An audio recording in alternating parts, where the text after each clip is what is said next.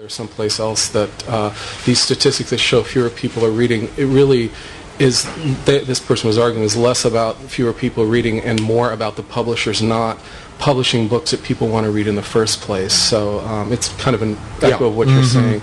And my last question to you is just, who's your favorite underrated gay or lesbian writer?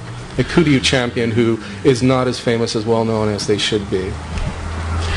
So many to choose from. Well, Paul Russell, and Paul is a friend of mine, but we became friends because I love his work so much.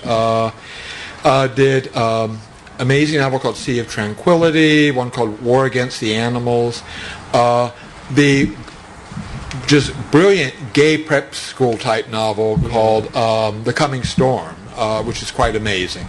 Just writes beautifully.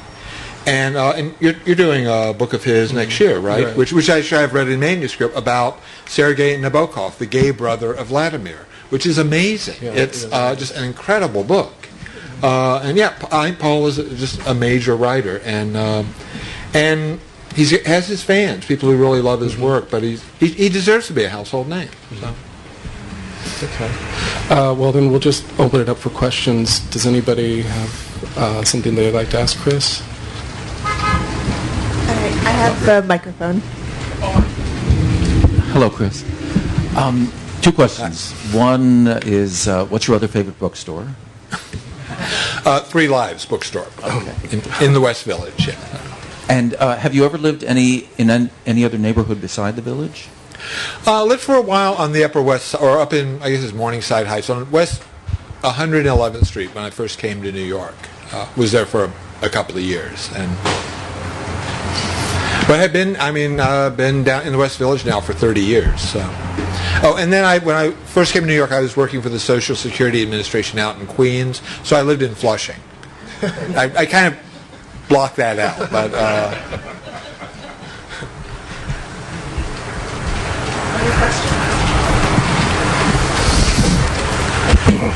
Thanks. For both of you, what are some of the trends that you're seeing in gay fiction right now that you do like and that you don't like? You start.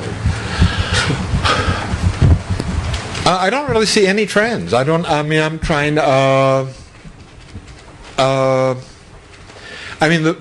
The one trend that was happening was that fewer gay books were being published. And I'm not just saying this because Don's sitting next to me. With Allison and with Don, with Allison now, that's kind of, it's a nice variety of gay books can be published again. But for a while, it had really shrunk, and that was the chief trend. But I mean, one of the nice things Don does is you're all over the place. Yeah. You are really, it's real variety of homosexual experience being covered. Right, no, which I like. Yeah. Well, we have Paul Russell, and then we have the gay zombie erotica on the same list. So it's something for everybody. Yeah, I don't know. It's funny. To me, I don't really see a trend per se for gay men's or lesbian lit. What I see is a lot of trans stuff, just like crazy, like memoir after memoir. And some of them are good, but a lot of them, it reminds me of the coming out stories where it's basically, yeah, I know to you it's very important, but it's really reads just like the last three that got sent to me. And it's just funny because it does really feel like an echo of that.